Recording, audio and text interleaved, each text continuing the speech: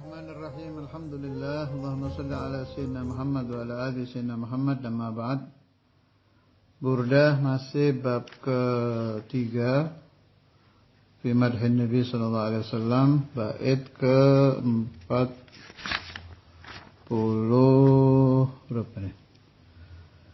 48. A'yal wara fahmu ma'nahu فليس يرى في القرب والبعد فيه غير منفحم. أعيا أي أعجز, melemahkan. Al-wara makhluk. Apa yang melemahkan? Fahmu ma'nahu, memahami makna Rasulullah sallallahu alaihi wasallam.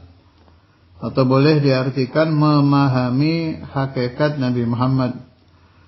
Kan banyak kitab tuh, Habaibul Muhammadiyah, atau ada bab fi haqiqatil Muhammadiyah. Sampai dikarang oleh ulama-ulama itu, khusus mempelajari hakikat Rasulullah sallallahu alaihi wasallam. Tapi udah nggak mungkin lengkap, nggak mungkin sempurna, sebab sudah dinas a'ya ay a'jaza.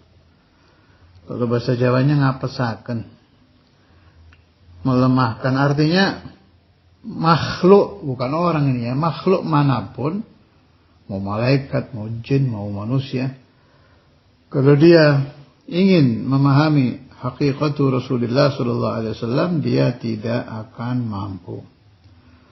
Falaysa yura, maka tidak ada yang terlihat, baik fil qurbi dari dekat, wal bu'di dari jauh, fihi pada Nabi ghairu munfahimi, kecuali diibaratkan orang yang tidak bisa berbuat apa-apa.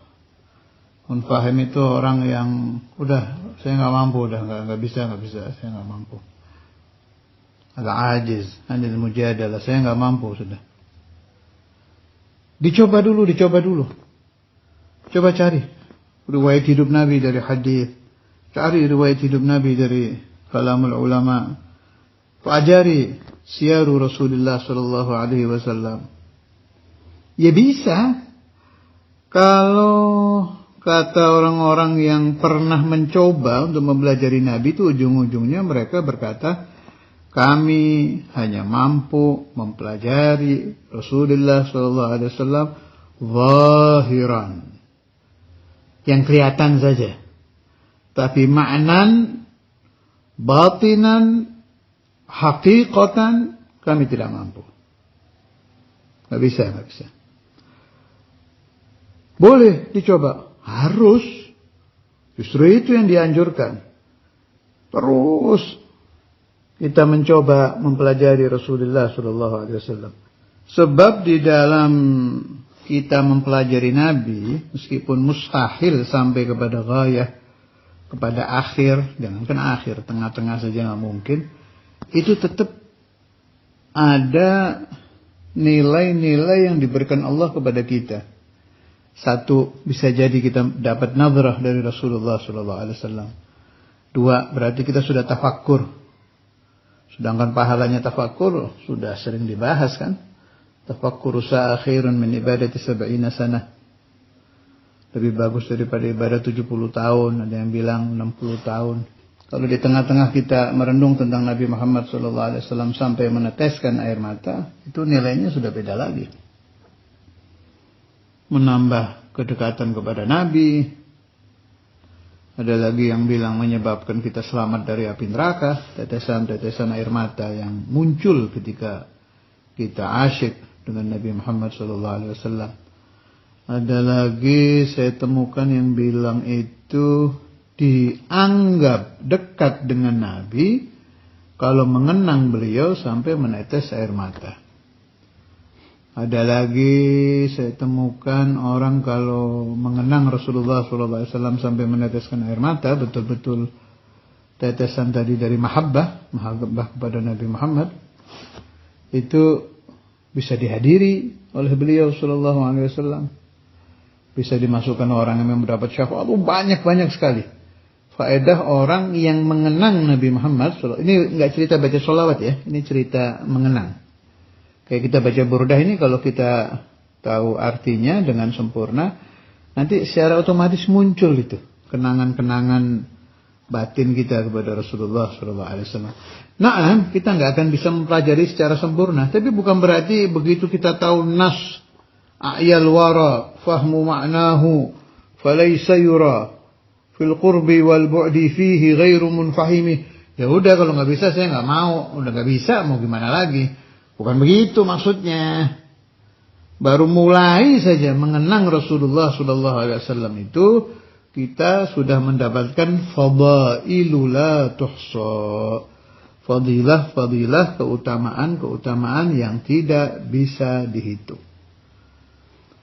Ya, kalau kita mau berpikir ya, daripada Anda mengenang kerjaan, tiap hari itu memikirkan kerja, ma'isyah untuk anak istri, itu bukan geraknya badan bekerja loh, mikirnya nih, saya mau bisnis ini, saya mau taruh modal di sana, kalau saya kerja ini nanti begini, itu begitu, baik dengan berpikir atau diskusi, bisa memakan waktu berjam-jam. Kadang rapat, ayo rapat, mau kerja, mau ini, sampai 4-8 jam sehari, mulai dari rapatnya, dari muter-muternya, belum naik mobilnya menuju ke tempat rapat. Naam, itu bagus, tahu saya. Man bata kalan min talabil halal bata maghfuran lah. Orang yang masuk waktu malam, maksudnya pas dia mau tidur itu kecapean karena talabul halal, mencari uang halal untuk anak istri, dia tidur dalam keadaan diampuni. Naam, saya tahu itu bagus. Tapi bagus mana dengan Anda menghabiskan pikiran Anda mengenang Nabi Muhammad SAW? Keuntungan yang Anda dapat ini batiniyah.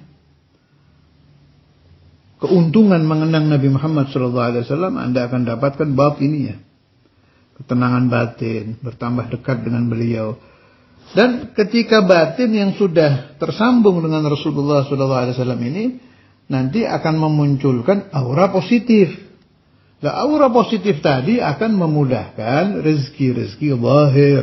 Tetap ada hubungannya dengan kehidupan sehari-hari.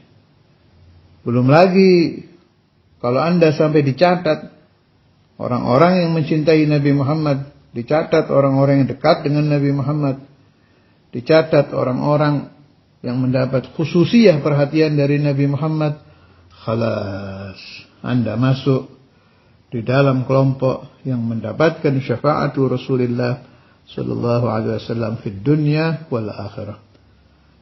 Hubungan kita kepada Nabi Muhammad ini sebetulnya banyak sekali. Ya, Anda sholat tarawih itu sudah terhubung dengan Nabi Muhammad. Artinya gerakan badan kita tarawih itu muttasil kepada beliau, ini ajaran Nabi. Anda sholat 5 waktu muttasil dengan Nabi Muhammad. Anda membaca sholawat ala Nabi, muttasil bin Nabi Muhammad. Anda membaca Al-Quran, muttasil bin Nabi Muhammad. Tetapi mengenang Nabi Muhammad ini memang cara yang luar biasa ini. Coba diingat-ingat setelah tarawih, terkenang apa tidak dengan Nabi? Tarawih bagus, tapi setelah tarawih, hal zakartahu? Apakah Anda mengenang orang yang menyebabkan Anda bisa sholat tarawih? Setelah Anda sholat 5 waktu, hal zakartahu sallallahu alaihi wasallam? Apakah Anda mengenang Nabi? Naam, itu semua muttasil bihi sallallahu alaihi wasallam. Tapi kalau kita membaca burdah ma'al makna ya, sambil merenungkan artinya, kita membaca hadis tentang Nabi Muhammad sambil merenungkan artinya, kita membaca maulid sambil merenungkan artinya, ini otomatis ini langsung terhubung ke satu titik. Titik apa? Muhammadur Rasulullah. Itu lebihnya zikru Rasulullah. Mengenang Nabi Muhammad. Nyambungnya langsung sudah. Meskipun ma min ibadatin, ibadah apapun yang Anda lakukan, ma min qiraatin, bacaan apapun yang Anda baca, baik Al-Quran, wirid atau apa segala macam, itu hakikatnya semua muttasil bin Nabi Muhammad.